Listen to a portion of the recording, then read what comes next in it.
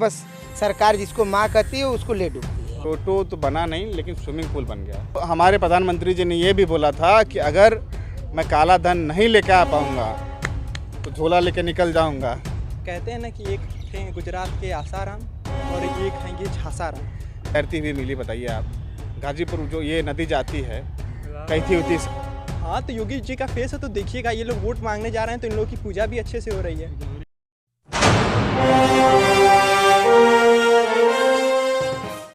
नमस्कार दोस्तों, मैं सुमित यादव। आप देख रहे हैं दा सुनामी का चुनावी सफ़र और इस समय हम लोग मौजूद हैं काशी विद्यापीठ के कैंपस में और हमारे साथ मौजूद हैं यहाँ के छात्र संघ अध्यक्ष विमलेश यादव। अध्यक्ष जी से बात करेंगे और कुछ साथी और मौजूद हैं छात्र संघ के और काशी विद्यापीठ के, तो इनसे ही बात करेंगे कि छात्रों का क्या मुद्दा रहेगा 2022 के चुनाव में, युवाओं का क्या मुद्दा रहेगा, रोज़गार है या नहीं, सरकार के कामकाज से खुश है या नहीं, और तमाम चीज़ों पर बात करेंगे कि छात्रों के लिए पिछले 4.5 साल में योगी सरकार ने क्या किया।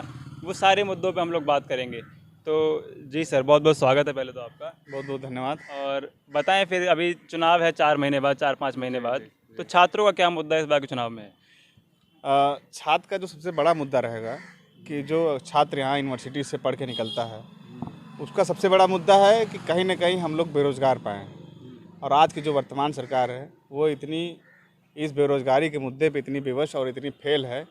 मैं आपको बता दूं, आज विश्वविद्यालय का हो या कोई युवा हो, आज इतनी बेरोज़गारी इतनी चरम सीमा पे है, उतने आने वाले समय में कभी भी नहीं हुआ था। तो आज का छात्र, नौजवान और युवा माननीय राष्ट्रीय अध्यक्ष अखिलेश यादव जी की ओर बड़े उत्साह के साथ देख रहा है और 2022 में समाजवादी पार्टी को पूर्ण बहुमत से सरकार लाने का काम करेगा। लेकिन फिर योगी जी भी तो एक तरफ दावा करते हैं, क्योंकि हम लोगों ने बड़े बड़े होर्डिंग्स और बड़े बड़े बैनर योगी जी के देखे, उत्तर प्रदेश सरकार के देखे कि 4 लाख युवाओं को रोजगार दिया गया, एमएसएमई के जरिए 1.5 करोड़ युवाओं को रोजगार मिला। तमाम अगर धरातल पे हम लोग बात करें तो आज जितने भी युवा हैं, आप चले जाइए विश्वविद्यालय में, आप पता कर लीजिए कि उनके कितने युवा को रोज़गार मिला है। बहुत से युवा यहाँ पे आज बेरोज़गार हैं और योगी जी का बस एक काम रहा है, उन्होंने प्रदेश का नाम बदला है। जैसे इलाहाबाद को प्रयागराज कर दिया, मुगल सराय को दीनदयाल कर दिए। उनका यही काम ही रहा है कि उन्होंने प्रदेश का नाम बदला है। और युवा आज इतना बेरोज़गार है, उसके पास आज युवा अगर पीएचडी भी कर लेता तो उसके पास बेरोज़गारी का आलम इतना है कि वो, आप पढ़े होंगे न्यूज़पेपर में दिया था कि पीएचडी के लोगों ने किया सफाई कर्मी में आवेदन। तो आप समझ लीजिए बेरोज़गारी का स्तर कितना बड़ा हो गया इस समय। ये सरकार बहुत विफल रही है इस समय। तो ये बहुत खैर अहम सवाल कि जब पीएचडी का ये लोग, डॉक्टरेट नाम के आगे डॉक्टर लग जाता है पीएचडी करने के बाद, ग्रेजुएशन वाले लोग मास्टर डिग्री लेके वो जाके चपरासी की भर्ती में जब आवेदन करते हैं तो फिर सवाल उठता है कि रोज़गार जो आप सरकार दावे कर रही है वो रोज़गार है कहाँ? जी साहब, आपका क्या नाम है? हमारा नाम रामरती पटेल है। मैं जिला उपाध्यक्ष भी हूँ इस संगठन में, समाजवादी पार्टी में। अच्छा, और समाजवादी किन मुद्दों को लेकर बढ़ रही है आगे? समाजवादी पार्टी इस बार, जैसा कि पिछले कई चुनावों में रहा, 2012 में हमारी सरकार रही और हमारे नेता आदरणीय श्री अखिलेश यादव जी का एक ही मुद्दा है, नौजवान, किसान, मजदूर, सबकी आवाज़ बनना और सबको मौका देना। और उन्होंने मौका दिया था, नौजवानों को रोज़गार दिया, किसानों को फ्री में पानी दिया, बिजली दिया, सारी योजनाओं पे। इस बार भी हमारी सरकार वही कार्य दोहराएगी और काफ़ी बढ़ चढ़कर ऊंचे लेवल पर जाके कार्य करेगी। अखिलेश जी ने सबको मौका दिया, लेकिन आप लोगों ने अखिलेश जी को मौका नहीं दिया। नहीं, हम लोगों ने तो मेहनत किया था, लेकिन जो हमारे आदरणीय प्रधानमंत्री जी हैं उनका जुमला लोगों के ऊपर काफ़ी हद तक चला और उनके झूठ का जो ताला था, पूरा तिजोरियां खुली थी उनकी।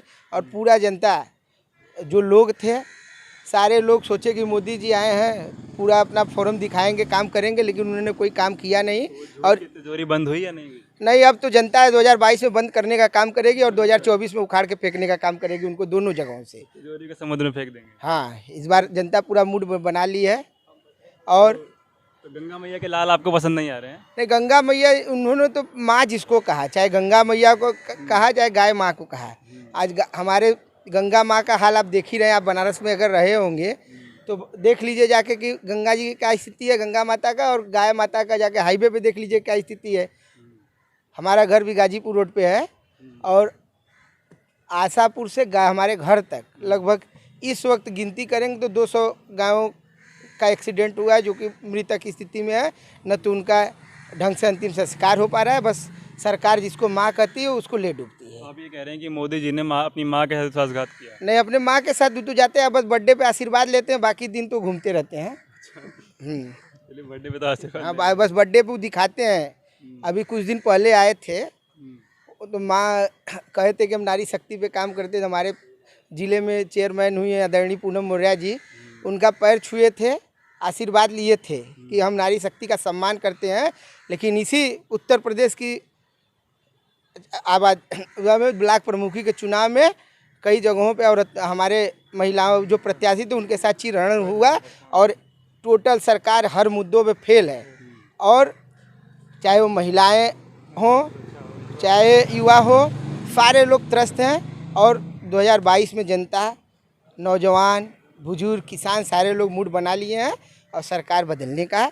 चाहे योगी जी हो चाहे मोदी जी हो, योगी जी को 22 में निकालेंगे और 2024 में मोदी जी को निकाल कर फेंकेंगे हम लोग। पक्की बात, क्योंकि उन्होंने तो कहा था कि 2 करोड़ रोजगार देंगे, शायद 200 लोगों को रोजगार नहीं मिला है। आज के स्तर पे महंगाई इतनी बढ़ चुकी है, मैं आपको बता दूं कि एक जो मिडिल क्लास का फैमिली है वो इतना परेशान है। 200 रुपया लीटर तेल और पेट्रोल की दाम, हमको लग रहा है कि सबसे ज़्यादा बड़ी हुई दाम पेट्रोल की। तो राष्ट्र हित में हो रहा लोग बता रहे हैं हमें। राष्ट्र हित में आप 500 रुपया तेल कर दीजिए, बताइए। हमारे सब सारा पैसा विकास आज कोरोना इतना खराब, जो वैश्विक महामारी आई थी, इतना बुरा स्थिति हर नागरिक पे पड़ा है, चाहे वो नीचे तबका का रहा हो, चाहे वो मिडिल वर्ग का रहा हो। ऊपरी लोग तो परिपूर्ण तरीके से हैं, अपना अडानी अंबानी पूरा उनकी व्यवस्था में कोई कमी नहीं है। कुछ लोग हमें बताते कि अगर योगी मोदी नहीं होते तो पूरा भारत खत्म हो गया होता इस कोरोना। कौन? अच्छा, कोरोना काल में भारत, आपको बताएं कि अगर योगी मोदी, मैं बता रहा हूँ योगी जी की इतनी बड़ी कमी रही है। जब पिछली बार वो कोरोना की आई थी, आपने कोई व्यवस्था ही नहीं की, तो दूसरी लहर आई, उसमें कितने लोग मरे बताइए। हमारे आपके परिवार के और लोगों के परिवार के कहीं ना कहीं सुनने में आई कोई ना कोई एक्सपायर हुआ कोरोना से। इतनी खराब व्यवस्था रही है। और लाश गंगा में तैरती हुई मिली, बताइए आप। गाजीपुर जो ये नदी जाती है कैथी साइड, वहाँ पे लाशें तैरते हुए मिली। इलाहाबाद में बताइए, लाशें जलाने का जगह नहीं रहा है। हम लोग के भी कई लोग रहे जो कोरोना में गए। आपको बता दें, मणिकर्णिका घाट पे लाश जलाने की जगह नहीं होती थी।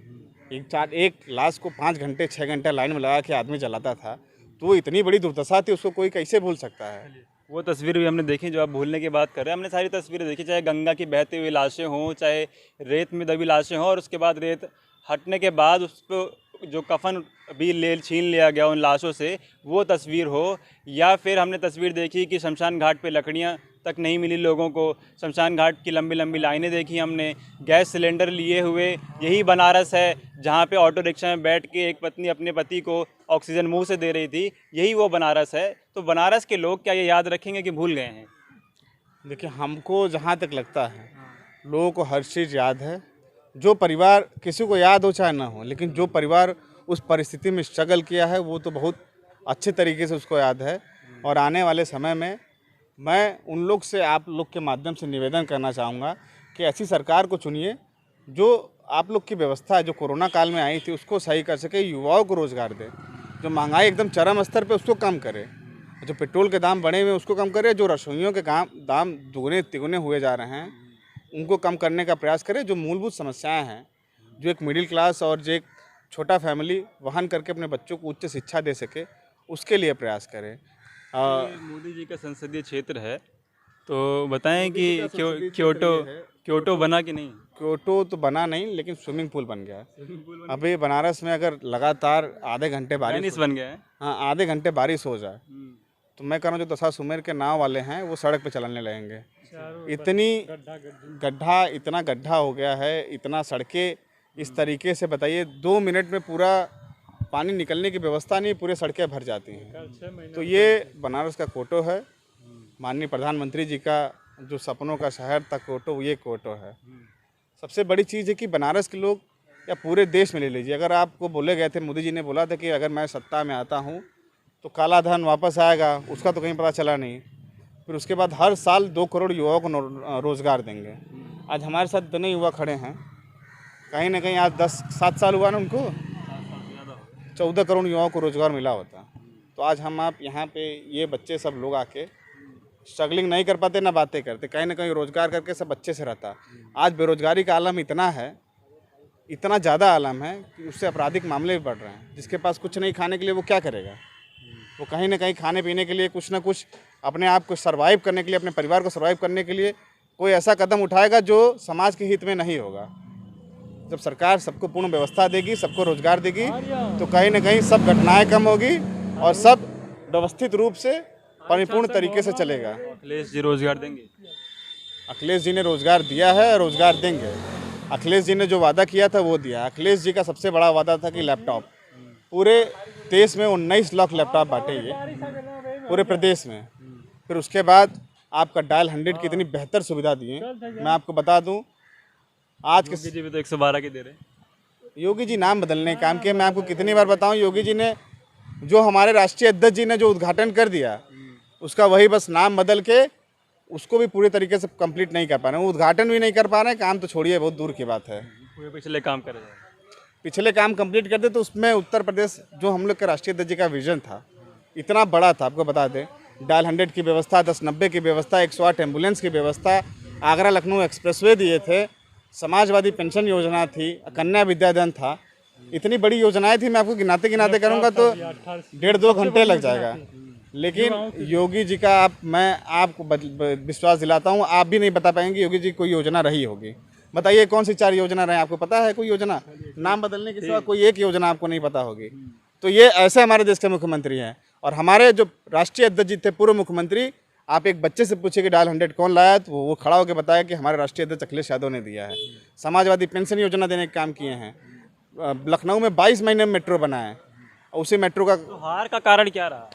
हार का कारण ये रहा, हार का कारण क्या है कि जनता आई, जो मोदी लहर आया था जिसमें लगा था कि जो तेल है 200 रुपये, वो 2 रुपये किलो मिलेगा, 2 रुपये लीटर मिलेगा, और जो ये प्याज 80 रुपया है वो 8 रुपये मिलेगा। विश्वासघात हुआ। विश्वासघात, बहुत बड़ा विश्वासघात हुआ। और सबसे बड़ी चीज़ें ये जानते हैं जनता क्या है ना, जो भारत है हम लोग का, उसमें लोग समझ नहीं पाते हैं। जब लोग सबको लगा कि 15 लाख रुपए मिलेंगे तो सब अपना एडजस्टमेंट करने लगा। कोई सोचा कि हम कार ले लेंगे, कोई सोचा अपने बेटी का ब्याह कर लेंगे, कोई सोचा अपनी कुछ व्यवस्था कर लेंगे। उसी में सब उलझ के रह गए, न 15 लाख मिला, न कार ले पाए, वैसे ही रह गया बस। और सबसे ख़राब डिसीजन उनका रहा है तो नोटबंदी का। कोई निष्कर्ष नहीं निकला, जनता हमेशा बेफालतू की परेशान हुई। बोले थे कि दिक्कत हो तो बुला लेना किसी भी चौराहे पे, 50 दिन बाद आ जाएंगे। बुलाए कि नहीं?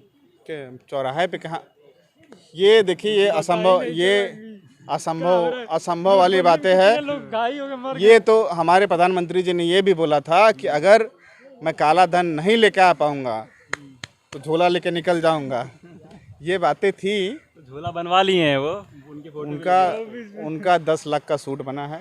झोले की बात मत करिए आप। झोला भी बनवा लिए, एक फोटो लगी मोदी जी और योगी जी दोनों की। झोला लगी है ना? हाँ, तो कह दीजिए 2022 में इस बार झोला लेके दोनों लोग निकलेंगे। और जनता उनको दूर करने का काम करेगी। जनता इतना त्रस्त हो चुकी है, इतना महंगाई चरम स्तर पे, युवा इतना बेरोजगार हैं, इतने लोग ग्रसित हैं। मैं आपको बता दूं, यही कारण है। देखिए बारिश हो रही है, अभी आप जाके देखिए दशाश्वमेध घाट पे हाल देखिए, जो गोदौलिया चौराहा है और जो वो सब चौराहा है, आप जाके देखिए, अभी 10 मिनट में पूरा भरा हुआ मिलेगा। इसको चैनल पे चलाइएगा जरूर। बिल्कुल चलाएंगे। थोड़े जल्दी जल्दी अब बाकी लोगों से बातें कर ले रहे हैं कि थोड़ी बारिश ज़्यादा तेज होने लगी। जी भाई साहब, आपका क्या नाम है? अमरनाथ यादव मेरा नाम है। तो यादव जी बताएं फिर क्या खामियां इस सरकार में लगी? सरकार में यही खामियां है कि मान लीजिए युवाओं के लिए जितना वादा किया था सरकार ने वो पूरा नहीं हो पाया। वही बात है, सबसे बड़ी समस्या है युवाओं के लिए। तो दोस्तों, बारिश थम चुकी है और हम लोग फिर से यहाँ पे छात्र संघ भवन के सामने हम लोग खड़े हैं और अध्यक्ष जी से भी बात करी, उनकी बात सुनाई आपको कि क्या मुद्दे रहेंगे छात्रों के। तो जी भाई साहब, आपका क्या नाम है? मेरा नाम दुर्गेश यादव है। तो बताएं कि फिर अभी चुनाव है, क्या समाजवादी पार्टी क्या लेके चल रही है और आप समाजवादी का समर्थन करते हैं? मेरे को हाँ, समाजवाद का हम समर्थन करते हैं। समाजवादी का नहीं? नहीं, समाजवादी का समर्थन है, वो वही तो उसका विंग है एक तरह से कह सकते हैं। क्योंकि समाजवादी पार्टी जो है, पार्टी समाजवाद की राह पे चल रही है, आपको लग रहा है? एकदम बिल्कुल सही, सभी तबकों को ऊपर ले आने का काम, सब सही मायने में सबका साथ सबका विकास जो करती है वो समाजवादी पार्टी करती है। उनकी योजनाएं भी इतनी अच्छी अच्छी आती हैं, जैसे जो कन्या विद्याधन दिया। समाजवादी पार्टी दलित सम्मेलन क्यों नहीं कर रही, ब्राह्मण सम्मेलन कर रही है? दलित सम्मेलन कर तो रही है, दलितों को साथ लेके चल रही है। सम्मेलन करके दिखावा करना तो जरूरी है नहीं। तो ब्राह्मण सम्मेलन दिखाने की जरूरत है। तो सबको साथ लेके चल रहे हैं ना, सम्मेलन तो कर नहीं रहे हैं। जरूरी नहीं कि हम दलित सम्मेलन ही करें तभी हम दिखाएं।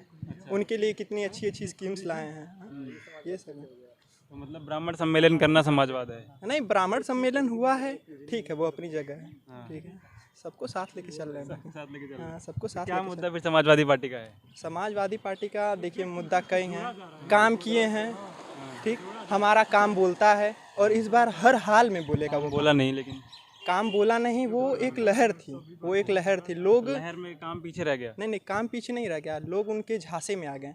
कहते हैं ना कि एक थे गुजरात के आसाराम और एक हैं ये झांसाराम, तो इन्होंने झांसा दे के सबको ठग दिया, सबको मोहित कर लिया अपनी तरफ। और आप भी मोहित झांसे में आ गए थे क्या?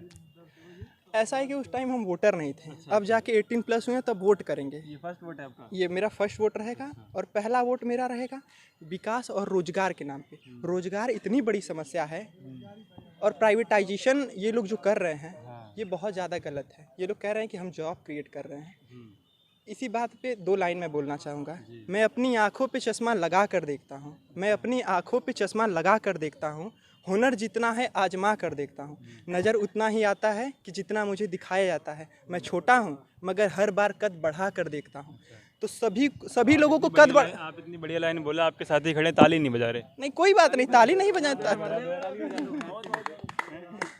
तो देखिए, चश्मा लगा के देखने की जरूरत है। ये इन लोगों के बहकावे में आने की जरूरत नहीं। उसको लगाए हुए हैं अंधभक्ति का। तो वो भक्ति का चश्मा है, उसको उतारिए आप। और जो लोग नहीं लगाए हैं, जो लोग उनके झांसे में आ रहे हैं, वो चश्मा लगा कर देखते हैं। वो बोलते हैं कि हमने 2 करोड़ रोजगार दिया। मोदी जी का आपने इंटरव्यू सुना होगा जी न्यूज़ पे, उन्होंने बोला कि 2 करोड़ रोजगार क्रिएट किए हैं। तो वो कैसे? पकौड़ा तल के। ये रोजगार है।